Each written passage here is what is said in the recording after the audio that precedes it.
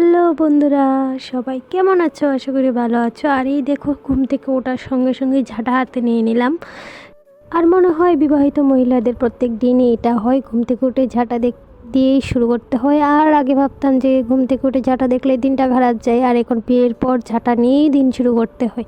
তো যাই হোক, আগে ঘর দুয়ারটি গুছিয়ে নিই, কারণ প্রথম কাজ ঘর দুয়ার গোছানো আমার আজকে।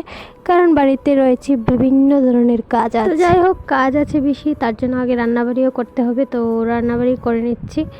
আর আমি এখানে চাল নিয়ে নিয়েছি, বসিয়েছি। এই ঘরটায় আর কিছুক্ষণ থাকতে পারবো না, কারণ এই ঘরগুলা রং করতে আসবে। তো তার জন্যই আগে বাকি সব কিছু নিয়ে চলে যাচ্ছি, আর এদিকে তো আসতেই পারবো না।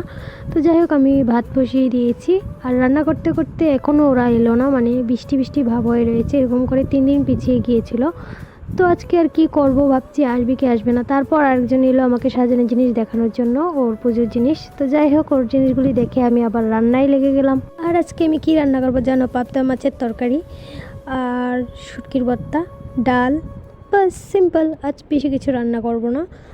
আর এইদিকে রান্নার পর আরেকজন এলো ফটোশ্যুট করতে আমাদের ছাদে, তো আমি তুলে দিচ্ছি। তারপর আবার সন্ধ্যার প্রায় বিকেল বিকেল ভাব হয়ে গেছে, তো ঘর দুয়ার সরে নিচ্ছে। আর ঘর দেখতেই পাচ্ছি এখানে ওখানে কত কিছু জমে আছে আবর্জনা, কারণ ওই ঘরগুলি খালি করা হয়েছে।